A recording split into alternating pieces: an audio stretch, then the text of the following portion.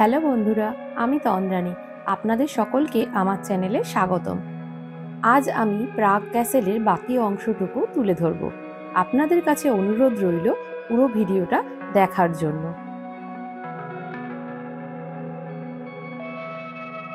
প্রাগকে অনেক সময় golden city বলা হয়, কারণ সুন্দর ক্যাথিড্রাল এবং তাদের সূক্ষ্ম চূড়ার কারণে।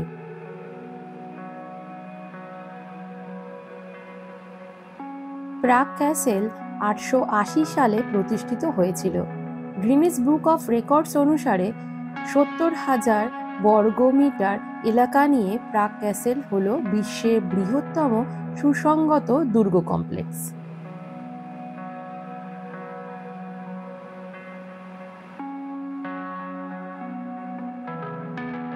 বোহেমিয়ান রাজা, পবিত্র রোমান সম্রাট এবং চেক প্রেসিডেন্টের ক্ষমতার আসন হিসেবে প্রাগ ক্যাসেল অত্যন্ত ঐতিহাসিক গুরুত্ব বহন করে চলেছে। গ্রেট সাউথ টাওয়ারে প্রবেশ টিকিট হল 8 ইউরো। ভিটুস ক্যাথিড্রাল প্রাগ ক্যাসেলের ওপর থেকে পাখির চোখের মতো পুরো শহরটাকে খুব সুন্দর দেখা যায়। আমরা ভেতরে ঢুকিনি, কারণ খুব সরু সিঁড়ি দিয়ে উপরে উঠতে হয়। এছাড়াও 287টা সিঁড়ি টপকে উপরে উঠতে হবে, যা সত্যিকারেই খুব কষ্টকর। দেশের বৃহত্তম ঘণ্টা ওপরে আছে, যার ওজন প্রায় 15 টন। ঘণ্টাটির নাম জিগমুন্ড। বিশেষ অকেশনের সময় এটিকে বাজানো হয়।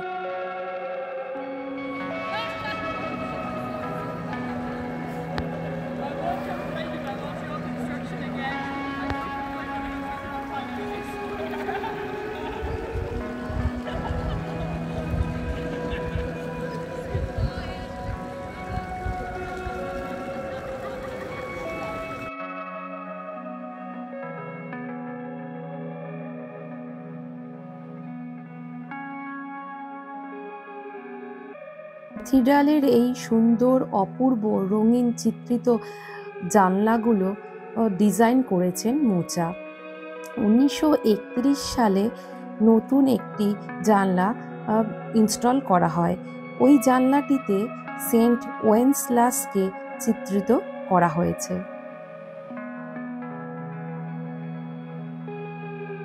চার্চের ভেতরে ভালো জায়গা আছে। অনেকেই এখানে গাইডের সঙ্গে এসেছেন, তারা সমস্ত ইতিহাসটা বুঝিয়ে দিচ্ছেন। ভাবা যায় এখানে প্রতিটি দেওয়ালে ও জানলাতে কত ইতিহাস লুকিয়ে আছে প্রাচীনকালের।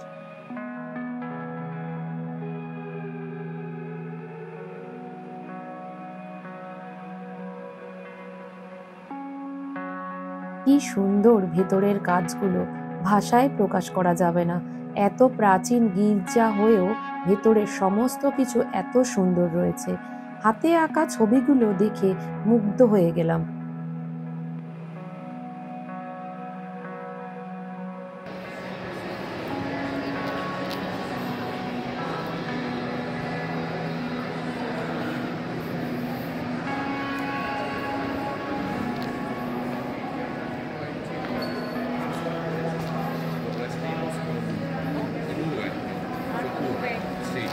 Pero en aquellos tiempos se escribía de una manera diferente, que era con doble V. V se escribía con doble V.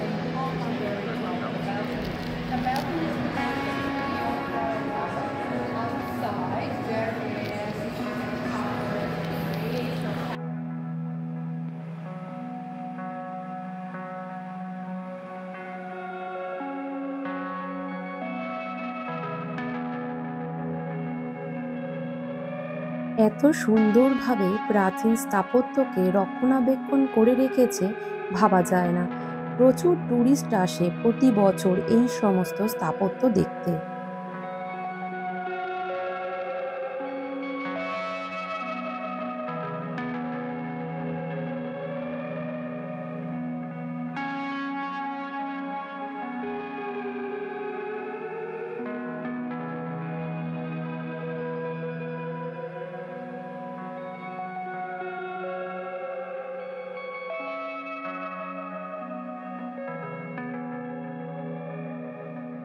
Saint ভিটার্স cathedral হল প্রাগের সবচেয়ে বড় এবং সবচেয়ে গুরুত্বপূর্ণ church.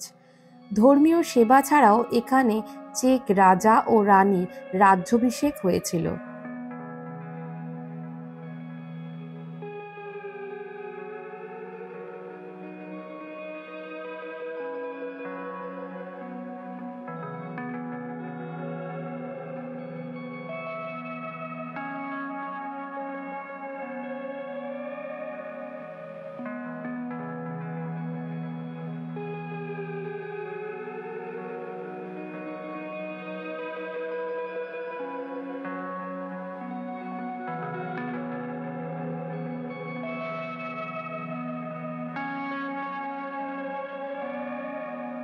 ...48 en Medina Zahara, 48. O sea que el mar suaviza los extremos, tanto la baja como la alta, ¿vale? Bueno, aquí este espacio que vamos a realizar son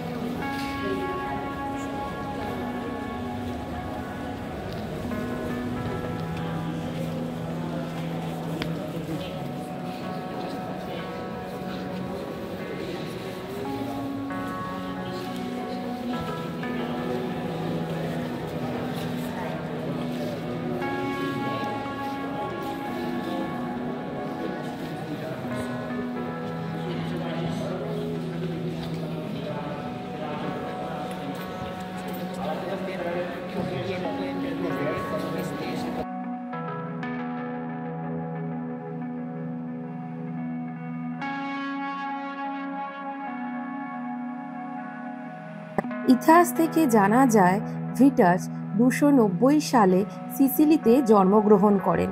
303 সালে Roman সম্রাট কর্তৃক খ্রিস্টানদের নিপীড়নের সময় 13 বছর বয়সে শহীদ হয়ে মারা যান।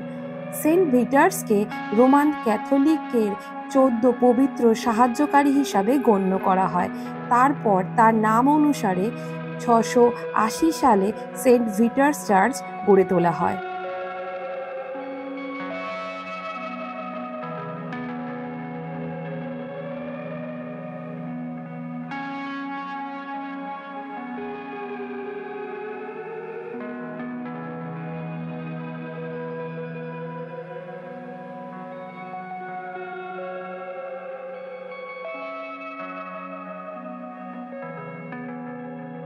দেখুন, এখানে একটি ফুলের মতো একটা কাচের জানলা রয়েছে। এই জানলাটিতে নাকি বাইবেলের সৃষ্টির দৃশ্যগুলোকে উপস্থাপন করা হয়েছে।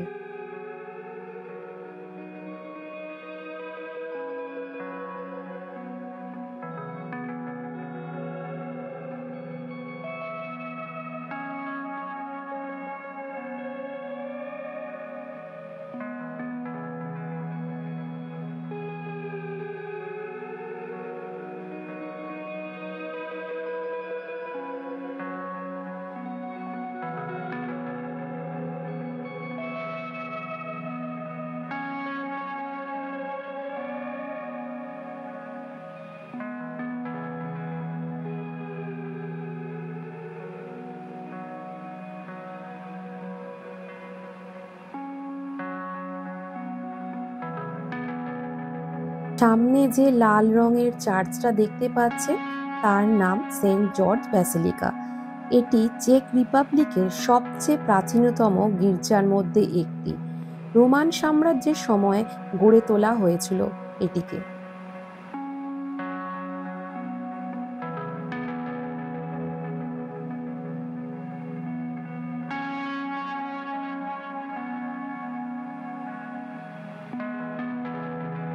আমরা এবার চলে এসেছি ব্যাসিলিকার ভেতরে।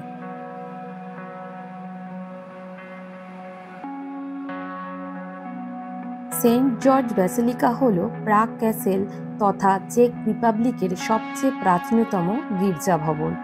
ব্যাসিলিকাটি 920 সালে বোহেমিয়ান ভার্টিস্লাউস প্রথম দ্বারা প্রতিষ্ঠিত হয়েছিল। এটি সেন্ট জর্জকে উৎসর্গকৃত।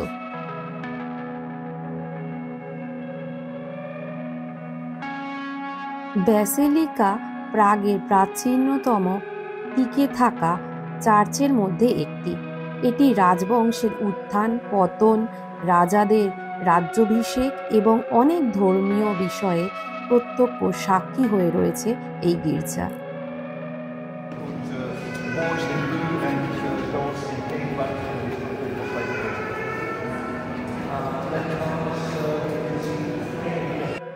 ব্যাসিলিকা শব্দটি মূলত রোমান সাম্রাজ্যের সময় ব্যবহৃত হতো।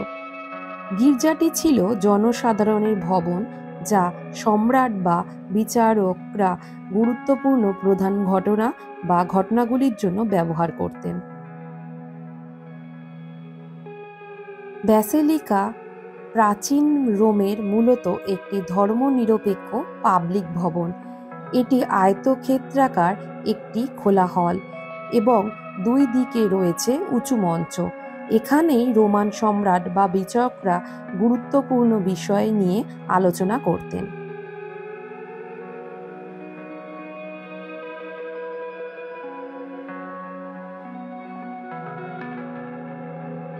এবার আমরা বেরিয়ে যাব। দেখুন, এখানে রয়েছে প্রাচীন পাথরের সমস্ত লিপি। আবার উল্টো দিকে স্ক্রিনে তা সম্পর্কে বলা আছে, যাতে সবাই বুঝতে পারে।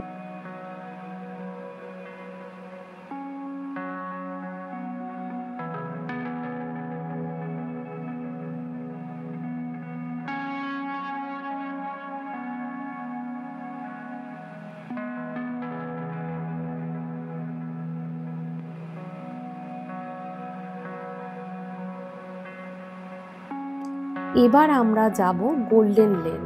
গোল্ডেন লেন হলো একটি রাস্তা যা চেক রিপাবলিকের প্রাগ ক্যাসেলে অবস্থিত। মূলত 1600 শতকে রডলাফ টু দ্বারা দুর্গে প্রহরীদের থাকার জন্য নির্মিত হয়েছিল।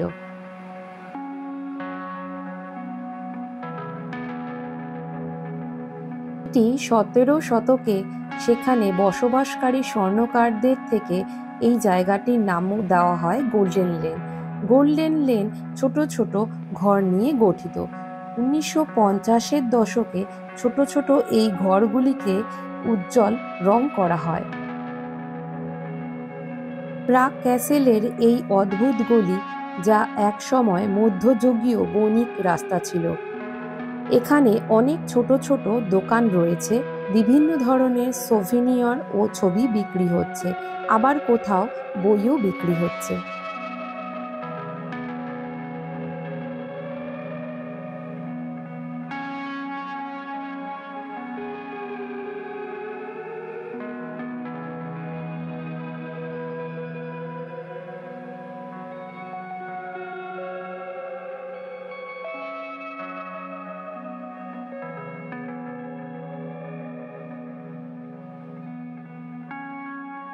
এখানের বাড়িগুলোতে একসময় দুর্গে প্রহরীরা, তার পরিবার এবং স্বর্ণকাররা ছিল দ্বিতীয় বিশ্বযুদ্ধের সময় পর্যন্ত।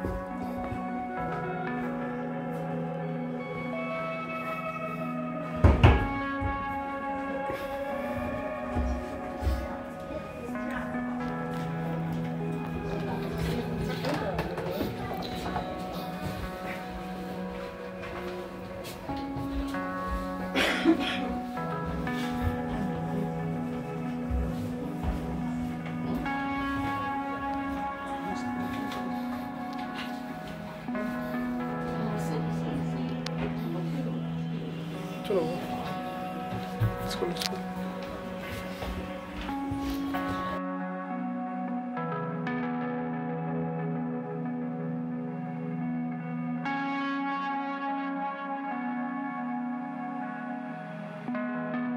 এখানে বেশ কিছু প্রদর্শনী দেখা যাচ্ছে, যা আগেকার দিনের মানুষেরা ব্যবহার করতেন। আগেকার দিনে মানুষের ব্যবহৃত বাসনপত্র, আসবাবপত্রও রয়েছে এখানে।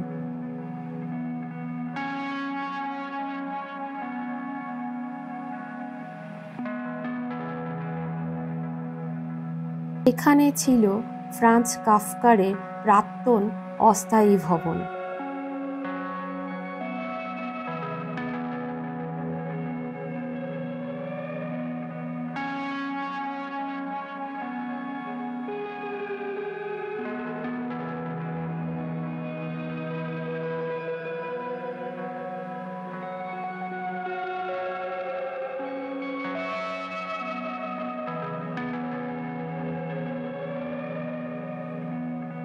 আগেকার দিনে মানুষ কেমন প্রজেক্টর ব্যবহার করতেন তা সবই রয়েছে এখানে।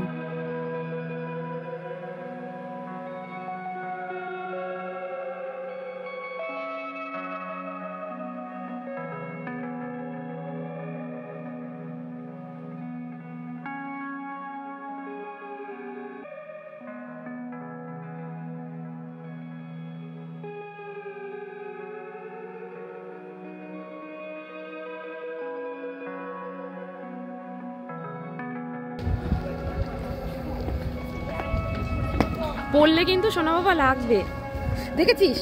হাত ধর।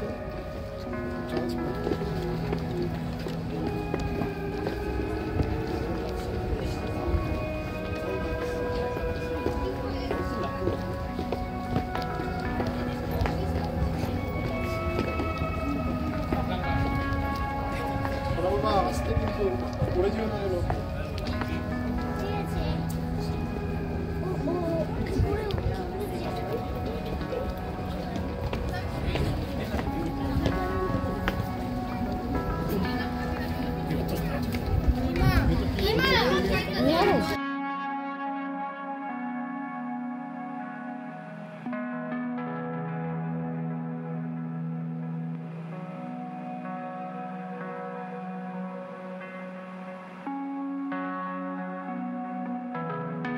আজ ভিডিওটা আমি এখানেই শেষ করছি।